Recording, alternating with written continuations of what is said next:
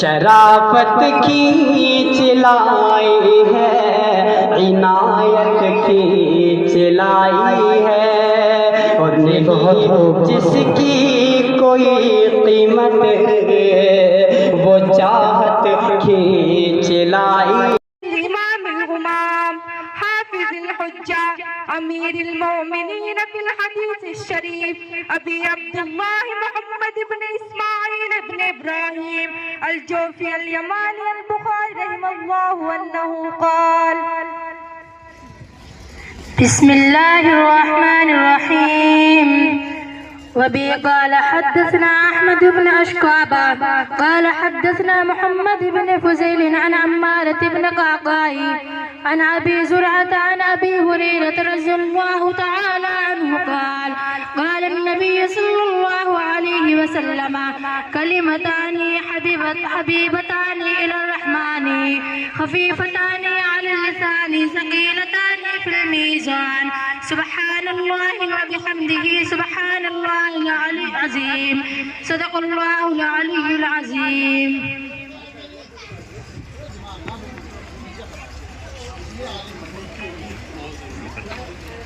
الحمد لله رب العالمين والصلاة والسلام على سيد الأنبياء والمرسلين وعلى آله وأصحابه أجمعين أما بعد فإني أقرأ عليكم ورفقائي بسندنا المتصل منا ومنكم إلى الإمام الهمام الحجة الثقة الثبت الشهير في الآفاق أمير المؤمنين في الحديث أبي عبد الله محمد ابن إسماعيل ابن إبراهيم ابن مغيرة ابن بردزبة جعفي يماني بخاري رحمه الله تعالى عنه قال: باب قول الله ونضع الموازين القسط ليوم القيامة وأن أعمال بني آدم وقولهم يوزن. وقال مجاهد: القسطاس العدل بالرومية، ويقال القسط مصدر المقسط وهو العادل، وأما القاسط فهو الجائر. وبه قال حدثنا أحمد بن أشكابة قال حدثنا محمد بن فضيل عن عمارة بن القعقاع عن أبي زرعة عن أبي هريرة رضي الله تعالى عنه قال: قال النبي صلى الله عليه وسلم: كلمتان حبيبتان إلى الرحمن خفيفتان على اللسان ثقيلتان في الميزان سبحان الله وبحمده سبحان الله العظيم. یہ اس کتاب کا آخری سبق، آخری باب، سب سے آخر کی حدیث ہے. امام بخاری رحمت اللہ علیہ بڑے ذہین، بڑے سمجھدار، بڑے ذکی، اپنی کتاب میں جو احادیث نبوی کو جمع کیا ہے اس میں کل روایات 7,500 کے قریب ہے. اور اگر جیسا کہ ایک حدیث کو مختلف جگہوں میں لائے ان سب کو ایک مانا جائے تو کل 2,500 حدیثیں، لیکن ایک ایک بات سے بہت مطلب نکالے جاتے ہیں. اس لیے حدیث ایک ہے اور اس کے معانی اور مطالب بہت. جیسے ہم اور آپ سب سورہ فاتحہ الحمد شریف کی پہلی آیت الحمدللہ رب العالمین پڑھتے ہیں، سنتے ہیں، لیکن یہ جملہ الحمدللہ رب العالمین، اس کا مطلب جو اس کے اندر اللہ نے بیان فرمایا اگر اسے بیان کیا جائے، یہ زندگی ناکافی ہے ہر آدمی کی. 1000 زندگی دی جائیں تب بھی الحمدللہ رب العالمین کا پورا مطلب نہیں لا سکتے. اتنا بڑا مطلب ہے. ترجمہ تو ذرا سا ہے. تمام تعریف اللہ کے لیے جو تمام عالموں کا رب ہے. یہ ہے ترجمہ. تو اب تمام عالم کیا ہیں؟ وہ عالم ایک نہیں ہے. جب بچہ ماں کے پیٹ میں ہوتا ہے تو بچے کے لیے وہ بھی ایک عالم بطن کہلاتا ہے، چونکہ وہاں بھی اس کی رد و بدل ہوتی رہتی ہے. پہلے وہ ایک ناپاک قطرہ ہے، پھر وہ خون بنتا ہے، پھر وہ گوشت بنتا ہے، پھر اس میں ہڈی پیدا ہوتی ہے، پھر اس پر گوشت چڑھتا ہے، اور اس کے بعد جا کر اس میں روح ڈالی جاتی ہے. اور پھر روح ڈل گئی تو وہ زندہ، اسے وہاں غذا بھی دی جا رہی ہے. تو وہ ایک عالم بطن کہلاتا ہے. وہاں سب اللہ تبارک و تعالی اس بچے کی تربیت ربوبیت کو ظاہر کر رہے ہیں. رب کے معنی کیا ہے؟ عالموں کا رب. رب کے معنی ہے کسی شے کو عدم سے وجود دینا، اور وجود دے کر آہستہ آہستہ ضرورت کی چیزیں پہنچا کر اسے کمال تک پہنچانا. ایسی ذات کو رب کہتے ہیں. اس لیے ہم اور آپ رب نہیں بن سکتے. ایک دانہ ہم ڈال سکتے ہیں، زمین میں ڈالتے ہیں، لیکن اس دانے کو جڑ نکالنا اور اسے پودا بنانا، درخت بنانا، شاخیں لانا، پتے پھل پھول لانا، یہ کون کر رہا ہے؟ اللہ کی ذات.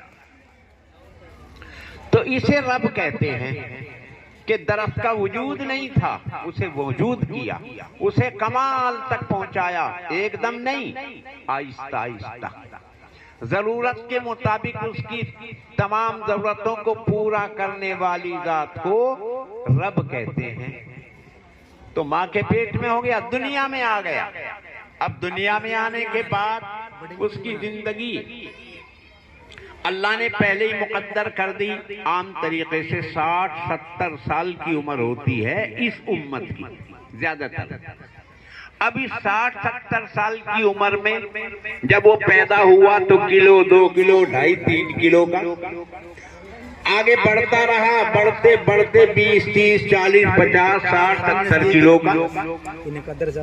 اور جو سے ضرورت ہے کھانے کی، پینے کی، دواؤں کی، گرمی کی، سردی کی، کپڑے کی، یہ سب اللہ تعالیٰ پوری کرتا رہتا ہے. اسے کہتے ہیں رب. لیکن یہ دنیا کی کتنی چیزیں اللہ نے پیدا کی، عالم میں موجود ہیں. عالم کے معنی ہے علامت. کس کی؟ اللہ کے وجود کی. کہ سورج نکلتا ہے، غروب ہوتا ہے. کون ایسا کر رہا ہے؟ کہ سورج کو کون نکالتا اور کون غروب کرتا ہے؟ جس وقت میں حضرت ابراہیم سے نمرود نے پوچھا تم کس کی عبادت کرتے ہو، کون ہے تمہارا معبود؟ کہا اللہ ہے.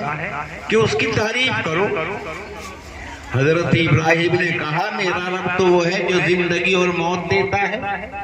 نمرود کہنے لگا یہ کام تو میں بھی کر دوں گا. 2 قیدیوں کو بلایا، ایک کو موت دے دی، قتل کر دیا، اور ایک کو چھوڑ دیا، رہا کر دیا. جا. حضرت ابراہیم نے سمجھا یہ تو بے وقوف نہیں سمجھنے کا، یہ حیات و زندگی تھوڑا ہی ہے. پھر کہا میرا رب تو وہ ہے ان اللہ یاتی بالشمس من المشرق فأتی بہا من المغرب. میرا خدا وہ ہے جو سورج نکالتا ہے مشرق سے، تو ذرا مغرب سے نکال کر کے دکھا. اب سورج اور چاند تو کوئی اختیاری نہیں ہے، یہ تو اللہ تعالیٰ ہی مشرق یا مغرب میں یہ عمل کرتے ہیں. قیامت کا قرب ہوگا تو مغرب سے نکال دیں گے. انسان کی طاقت میں نہیں. فَبُهِتَ الَّذِي كَفَرَ. کوئی جواب نہیں تھا اس کے پاس. تو اسے کیا کہتے ہیں؟ اسے کہتے ہیں رب. اب اس عالم کی تفسیر کرتے جاؤ، دنیا میں کتنی چیزیں ہیں، اللہ ہی تو ان سب کو بنانے پیدا کرنے والا ہے۔ زمین میں کتنی معدنیات اور کانیں موجود ہیں، سونے کی، چاندی کی، پیتل کی، تانبے کی وغیرہ وغیرہ، بہت زمین کے اندر اللہ نے معدنیات رکھی۔ یہ ہے اللہ کی ذات رب جس نے عالم دنیا کو بنایا۔ اور یہی عالم نہیں، عالم دنیا کے بعد آدمی کے مرتے ہی دوسرا عالم شروع ہو جاتا ہے، کیا؟ اسے کہتے ہیں عالم قبر۔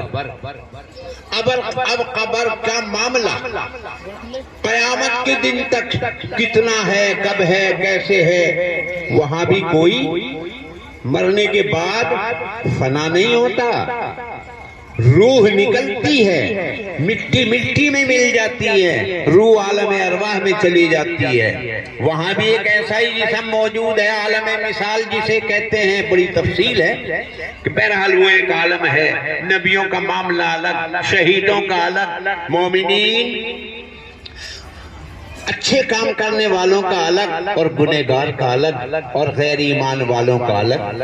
اب کب قیامت آئی، وہ بھی تو ایک درمیان کا عالم ہے، اسے بھی تو اللہ تبارک و تعالیٰ ہی اس کے رب ہیں۔ اور اس کے بعد پھر قیامت کا دن آئے گا، وہ قیامت کا دن، عالم قیامت، وہ دن آخری دن 50,000 سال کے برابر ہوگا، 50,000 سال کے برابر ہوگا قیامت کا دن، مقدارہ 50,000 سنہ۔ اب وہاں پر ہر آدمی کے اعمال کو تولنا، ہر آدمی کی زندگی کے کارناموں کو پیش کرنا، یہ اللہ ہی تو ہے۔ وہاں بھی وہی قیامت کو لائے گا، وہی حساب و کتاب کرے گا، وہی ذرہ ذرہ ہر ایک کے سامنے اعمال دنیا کو پیش کرے گا۔ وہ عالم قیامت کتنے احوال ہیں، کتنی باتیں ہیں، کتنی نبی نے بتائی۔ زندگی ہماری آپ کی ختم، مگر وہ باتیں ختم نہیں ہوگی جو قیامت کے دن احوال و حالات ہوں گے۔ جانوروں تک کے حالات بیان کیے کہ وہ دن جو ہوگا بدلے کا دن ہے۔ ہم الحمد شریف میں پڑھتے ہیں نا، تیسری آیت، الحمدللہ رب العالمین الرحمن الرحیم، اس کے بعد ہے مالک یوم الدین، وہ بدلے کے دن کا مالک ہے۔ مالک یوم الدین کے معنی بدلے کے دن کا مالک۔ مالک تو یہاں کا بھی ہے، اس عالم کا بھی، مگر یہاں ظاہر میں آدمی بھی بعض چیزوں کا مالک ہے، یہ میرا گھر، یہ میری زمین، یہ میرا کارخانہ، یہ میری فلاں چیز۔ لیکن وہ قیامت کا دن جو ہوگا وہاں کوئی اتنا بھی مالک نہیں ہوگا۔ وہاں پر نہ کوئی دوست کسی کا دوست، نہ بیوی شوہر کی، نہ بیٹا، نہ ماں کا، نہ باپ کا، وہاں تو نفسی نفسی کا عالم ہوگا۔ خود اللہ تعالیٰ فرماتے ہیں یوم یفر المرء من اخیہ وامہ وابیہ وصاحبتہ وبنیہ لکل امرئ منہم یومئذ شأن یغنیہ۔ ہر ایک کا حال اپنا اپنا الگ ہوگا۔ اگر بیٹا کہے گا اے باپ تو دنیا میں رات و دن میرے لیے لگا رہا، مجھے ایک نیکی دے دو میں جنت میں چلا جاؤں، تو باپ کیا کہے گا؟ میں تیرا باپ، تو میرا بیٹا، دنیا تک ہمارا تمہارا تعلق تھا، یہاں تو میں تمہارے تم ہمارے۔ بیوی شوہر کو، شوہر بیوی کو صاف منع کر دیں گے کہ یہ تعلق صرف دنیا میں تھا، یہاں تو اعمال کے اعتبار سے ہر ایک کے ساتھ معاملہ الگ ہوگا۔ تو وہ دن تو نفسی نفسی کا ہوگا۔ اس دن اللہ تعالیٰ معلوم کریں گے، دنیا میں تو تم بہت مالک بنتے تھے، لمن الملک اليوم، آج بتاؤ کس کی حکومت ہے؟ یہاں تو ہم حکومت کے لیے، کرسیوں کے لیے، عہدوں کے لیے لڑتے جھگڑتے رہتے ہیں چند دن کی زندگی کے لیے۔ اللہ تعالیٰ کہیں گے یہ قیامت کا دن جو ہے بدلے کا دن ہے۔ تم نے جو دنیا میں کیا ہے ایک نیکی بھی تمہاری چھپائی نہیں جائے گی، اور ایک برائی بھی تمہاری الگ نہیں کی جائے گی۔ فَمَن يَعْمَلْ مِثْقَالَ ذَرَّةٍ خَيْرًا يَرَهُ، اگر ذرہ برابر، ذرہ جو سب سے کم وجود ہوتا ہے، جو دھوپ میں روشن دان میں ذرا ذرا سے وجود سا نظر آتا ہے، چلتا پھرتا اڑتا، اسے ذرہ کہتے ہیں. تو اگر اتنی بھی نیکی اسے بھی دیکھ لو گے، چھپائیں گے نہیں اللہ تعالیٰ. اگر ذرا سی برائی کی ہوگی وہ بھی وہاں سامنے ہوگی. وہ ہے بدلے کا دن. اللہ تعالیٰ معلوم کریں گے لمن الملک اليوم، بتاؤ آج کس کی حکومت ہے؟ اللہ تعالیٰ جواب دے رہے ہیں للہ الواحد القہار، تنہا اللہ کی حکومت ہوگی اس دن. اور تنہ تنہا اتنی مخلوقات اور انسان جو شروع سے لے کر کے قیامت تک رہیں گے، کیا ان سب کے وہ محفوظ کرنا اور سب کا احاطہ کرنا، سب کا حساب کرنا کوئی مشکل نہیں ہے اللہ کے لیے. اللہ تعالیٰ تو کسی بھی کام کو کرے تو کہتے ہیں کن ہو جا، وہ فوراً ہو جاتی ہے. اللہ تعالیٰ اگر حضرت ابراہیم نے کہا اللہ میری حفاظت کریں گے، آگ میں ڈال رہے تھے نمرود، تو کیا کہہ دیا اللہ نے؟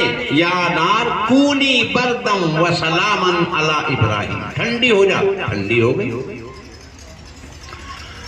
حضرت ابراہیم نے چھری چلانا شروع کر دی اپنے صاحبزادے اسماعیل پر، لیکن اللہ تعالیٰ نے کہہ دیا چھری کو تجھے کاٹنے کی، نشان بھی کرنے کی اجازت نہیں ہے، تو اپنا کچھ بھی نہیں کیا. اللہ کے اختیار میں ہر چیز موجود ہے. خود اللہ تعالیٰ فرماتے ہیں اذا اراد شیئا ان یقول له کن فیکون، جب اللہ چاہتے ہیں کوئی چیز تو کہتے ہیں ہو جا. اسے اسباب کی ضرورت نہیں ہے. ہم اگر پانی کی ضرورت ہے تو ہم پانی کنویں سے، نل سے، ٹنکیوں سے لیں گے، لیکن اللہ تعالیٰ کو ان اسباب کی ضرورت نہیں ہے. وہ تو اگر یوں کہہ دے آسمان سے پانی آ، ایک دم آ جائے گا. وہ کہے زمین سے پانی نکل، ایک دم نکل جائے گا. نکال کر کے اور اتار کر کے دکھا دیا. پہلے زمین پانی کے اوپر تھی، پانی پر کوئی زمین نہیں، پانی پر کوئی پانی نہیں تھا. جیسے آج دریا ہیں، سمندر ہیں، پہلے یہ نہیں تھے حضرت نوح کے زمانے تک. حضرت نوح علیہ السلام نے جب اللہ تعالیٰ سے کہا میں نے 950 سال ان لوگوں کو سمجھا دیا، ان کی عقل میں ذرا سی بھی بات نہیں آئی، ان کا نام و نشان مت چھوڑ. اللہ نے کہہ دیا ٹھیک ہے. آسمان کو حکم کر دیا پانی برسا، زمین کو کہہ دیا نکال تو بھی. دونوں نے نکالا، کوئی جگہ باقی نہیں رہی، پہاڑ کی چوٹیوں تک کے پانی چلا گیا. حضرت نوح کشتی میں اپنے ایمان والوں کو ساتھ لیے ہوئے تھے، بس وہ باقی تھے. لیکن پھر اللہ تعالیٰ نے جو زمین سے پانی نکلا اسے تو یوں کہہ دیا یا ارض ابلعی ماءکی، اے زمین جو پانی نکالا اسے واپس لے. زمین نے تو اپنا وہی نگل لیا، واپس لے لیا. آسمان سے جو پانی آیا تھا وہ یہ پانی دریاؤں کی صورت، سمندر کی صورت جو اب پانی موجود ہے، یہ پانی حضرت نوح کے زمانے کا طوفان، یہ جو ہلاک و برباد کرنے کے لیے اتارا گیا تھا وہ پانی ہے. اور وہ اب سمندروں کی صورت میں موجود ہے. تو بہرحال ہماری تعلیم معمولی نہیں ہے. یہ کتابیں ہر چیز بتائی جاتی ہے، سائنس تو اپنے تحقیقات وغیرہ سے، اور یہ تو اللہ کی باتیں موجود ہے. اللہ نے زمین کو پانی پر پیدا کیا، اور پانی کو آگ پر پیدا کیا، اور آگ کو ہوا پر پیدا کیا. سب سے نیچے ہوا ہے، اسی لیے ہوا کو قرار اور ٹھہراؤ نہیں. اسی بنا پر اس دنیا کو قرار اور ٹھہراؤ نہیں. ہم تو کہتے ہیں دنیا برباد ہے، برباد، لیکن اس کی حقیقی معنی دیکھو کیا مطلب ہے. برباد کے معنی ہے، بر کے معنی فارسی میں پر، باد کے معنی ہوا. یہ دنیا ہوا پر ہے، نیچے ہوا. ہوا کو قرار اور ٹھہراؤ نہیں، دنیا بھی نہیں ٹھہرے گی. ينطق عن الهوى ان هو الا وحی یوحی. نبی اپنی طرف سے کوئی بات نہیں بتاتے، اللہ تعالیٰ وہی بھیجتا ہے. تب نبی علیہ السلام وہ بات بیان فرماتے ہیں، کسی چیز کو حلال یا حرام اپنی طرف سے کرتے ہوں ایسا نہیں۔ اللہ تعالی نبی کے پاس وحی بھیجتے ہیں، وحی کا مطلب ہے اللہ کی باتیں نبی کے پاس آنا۔ طریقہ الگ الگ ہے، کبھی جبریل لاتے ہیں، جبریل بھی کبھی آواز کی صورت میں، کبھی انسان کی صورت میں، کبھی اجنبی کی صورت میں، اور کبھی جانے پہچانے آدمی کی صورت میں آ کر کلام کرتے ہیں، اسے وحی کہتے ہیں۔ تو یہ کتاب بخاری شریف نبی کے احادیث کا مجموعہ ہے، پیدا ہونے سے مرنے تک ضرورت کی باتیں اس کتاب میں موجود ہیں، ضرورت کی باتیں، ایمان سے لے کر آدمی کے آخری سانس تک، اور اس کے بعد بھی جو قیامت کا دن آخری دن ہوگا، اس دل میں کیا معاملات احوال و حالات ہوں گے، وہ سب اس کتاب میں بیان کر دیا۔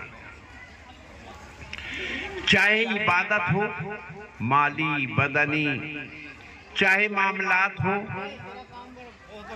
چاہے حقوق ہو، چاہے کھیتی کرنے کے طریق ہوں، چاہے ملازمت کی باتیں ہوں، کوئی بھی ایسی چیز جس کی ضرورت ہے اس کتاب میں موجود ہے۔ اس لیے یہ کتاب قرآن پاک کے بعد تمام دنیا کی کتابوں میں صحیح کتاب ہے۔ یعنی اس کتاب میں جو باتیں ہیں ان میں کسی قسم کا کوئی شک شبہ تردد کچھ نہیں ہے، پکی اور سچی باتیں۔ کتنی پکی سچی؟ قرآن پاک کی حفاظت کا تو اللہ نے وعدہ کیا، قرآن میں تو نہ کوئی تبدیلی آج تک ہوئی اور نہ قیامت تک ہو سکتی، چونکہ ہر زمانے میں چھوٹے چھوٹے بچے قرآن کو اپنے سینے میں رکھتے ہیں۔ دنیا میں کوئی کتاب ایسی نہیں جسے اس طرح کوئی اپنا حفظ یاد کر لے، سینے میں محفوظ کر لے۔ ایک زبر زیر پیش اور نقطے کا بھی فرق نہیں ہو سکتا۔ ہزاروں لاکھوں کروڑوں آدمی ہر زمانے میں اسے اپنے سینے میں محفوظ۔ يَنطِقُ عَنِ الْهَوَىٰ إِنْ هُوَ إِلَّا وَحْيٌ يُوحَىٰ۔ نبی اپنی طرف سے کوئی بات نہیں بتاتے، اللہ تعالیٰ وہی بھیجتا ہے۔ تب نبی علیہ السلام وہ بات بیان فرماتے ہیں، کسی چیز کو حلال یا حرام اپنی طرف سے کرتے ہوں ایسا نہیں۔ اللہ تعالی نبی کے پاس وحی بھیجتے ہیں، وحی کا مطلب ہے اللہ کی باتیں نبی کے پاس آنا۔ طریقہ الگ الگ ہے، کبھی جبریل لاتے ہیں، جبریل بھی کبھی آواز کی صورت میں، کبھی انسان کی صورت میں، کبھی اجنبی کی صورت میں، اور کبھی جانے پہچانے آدمی کی صورت میں آ کر کلام کرتے ہیں، اسے وحی کہتے ہیں۔ تو یہ کتاب بخاری شریف نبی کے احادیث کا مجموعہ ہے، پیدا ہونے سے مرنے تک ضرورت کی باتیں اس کتاب میں موجود ہیں، ضرورت کی باتیں، ایمان سے لے کر آدمی کے آخری سانس تک، اور اس کے بعد بھی جو قیامت کا دن آخری دن ہوگا، اس دل میں کیا معاملات احوال و حالات ہوں گے، وہ سب اس کتاب میں بیان کر دیا۔ چاہے عبادت ہو، مالی بدنی، چاہے معاملات ہو، چاہے حقوق ہو، چاہے کھیتی کرنے کے طریق ہوں، چاہے ملازمت کی باتیں ہوں، کوئی بھی ایسی چیز جس کی ضرورت ہے اس کتاب میں موجود ہے۔ اس لیے یہ کتاب قرآن پاک کے بعد تمام دنیا کی کتابوں میں صحیح کتاب ہے۔ یعنی اس کتاب میں جو باتیں ہیں ان میں کسی قسم کا کوئی شک شبہ تردد کچھ نہیں ہے، پکی اور سچی باتیں۔ کتنی پکی سچی؟ قرآن پاک کی حفاظت کا تو اللہ نے وعدہ کیا، قرآن میں تو نہ کوئی تبدیلی آج تک ہوئی اور نہ قیامت تک ہو سکتی، کیونکہ ہر زمانے میں چھوٹے چھوٹے بچے قرآن کو اپنے سینے میں رکھتے ہیں۔ دنیا میں کوئی کتاب ایسی نہیں جسے اس طرح کوئی اپنا حفظ یاد کر لے، سینے میں محفوظ کر لے۔ ایک زبر زیر پیش اور نقطے کا بھی فرق نہیں ہو سکتا۔ ہزاروں لاکھوں کروڑوں آدمی ہر زمانے میں اسے اپنے سینے میں محفوظ۔ اور شاہ عبدالعزیز نے اپنے والد محترم شاہ ولی اللہ محدث دہلوی سے، جو یہیں آپ کے قریب پھلت ہے، یہاں پیدا ہوئے، ننیال میں بڑھانے میں رہے اور بڑے ہو گئے تو دہلی رہے، وہیں پڑھا، وہیں پڑھایا، وہیں آج ان کا مزار موجود ہے۔ اور وہ اس کتاب کی سند کو لے کر، اس کتاب کو پڑھ کر کہاں سے آئے تھے؟ مکے سے۔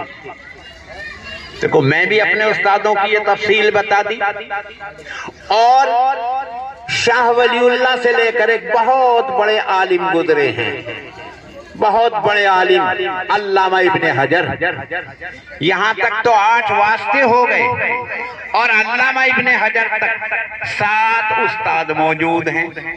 8 اور 7 15 ہو گئے، اور وہاں سے لے کر امام بخاری تک 7 واسطے ہیں، 22 ہو گئے، اور 5 واسطے یہ ہیں، 27 ہو گئے، اور 28واں واسطہ اللہ کے نبی کا ہے۔ تو میرے سے لے کر اللہ کے نبی تک کے جو درمیان میں ایک دوسرے کے استاد ہیں 28 29 یا 30، چونکہ بعض حدیثوں میں امام بخاری سے لے کر نبی تک 5 واسطے، کسی میں 6 کسی میں 7 ہیں، تو اس طرح مجھ سے لے کر اللہ کے نبی تک 28 29 30 درمیان میں واسطے موجود ہیں۔ جب اتنی بڑی پکی دلیل موجود ہے روایتوں کی، تو ان میں کسی قسم کا کوئی شک تردد اور شبہ ہو ہی نہیں سکتا۔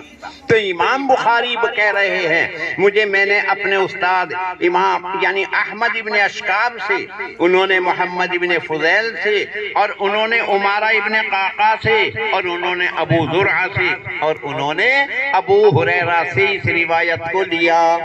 اور ابو ہریرہ رضی اللہ تعالیٰ عنہ کہتے ہیں کیا؟ فرمایا نبی صلی اللہ علیہ وسلم نے 2 باتیں، 2 کلمے بڑے پیارے ہیں رحمان کو۔ یہاں کلمتانی حبیبتانی الی الرحمن، اللہ کا نام تو ایک ہی نام ہے ذاتی، اور جتنے بھی نام ہیں وہ تمام ہیں صفاتی، مگر یہاں 2 کلمے بڑے پیارے ہیں، اللہ نہیں لائے، رحمان لائے۔ رحمان کے معنی آتے ہیں دنیا اور آخرت میں رحم کرنے والی ذات، اور دنیا اور آخرت دونوں جہانوں میں رحم کرنے والی ذات صرف اور صرف اللہ کی ہے، کوئی اور نہیں ہے، کیونکہ وہاں تو اللہ کے علاوہ کوئی کسی پر ذرہ برابر نظر کرم کر نہیں سکتا، چونکہ ابھی پہلے بتایا نفسی نفسی کا عالم ہوگا، وہاں تو صرف رحمانیت کی ضرورت ہے، اور وہ اللہ کی ذات ہے، لہذا وہ ذات اللہ کی بڑی رحمان ہے، بڑی بڑی رحم کرنے والی وہ ذات ہے، لہذا رحمان کوئی مخلوق نہیں بن سکتی، صرف اللہ کی یہ صفت ہے۔ رحیم تو بن جائیں گے، بڑا رحیم ہے فلاں، خود اللہ تعالیٰ نے نبی علیہ السلام کو امت کے لیے رحیم فرمایا، انہو بکم رؤوف رحیم، یہ نبی کی صفت خود اللہ تعالیٰ فرما رہے ہیں۔ لیکن یہ دو باتیں بڑی محبوب ہیں. کسے محبوب ہیں؟ رحمان کو. وہی صفت لاتے ہیں. ہمیں اگر اللہ سے ضرورت ہے رزق کی تو ہم کہیں گے یا رازق یا رازق، اللہ ہمیں رزق دے. ہمیں اللہ تعالیٰ سے ضرورت ہے اپنی بیماری کے دور کرنے کی تو اللہ کو کیا ہے؟ یا اللہ انت الشافی، اے اللہ تو ہی تو شفا دینے والا ہے. تو وہ صفت لائیں گے جس کی ہمیں ضرورت ہے. ہمیں ضرورت ہے آخرت قیامت کے دن اللہ کی رحمانیت کی. تو دو کلمے بڑے پیارے ہیں، رحمان کو یعنی اللہ.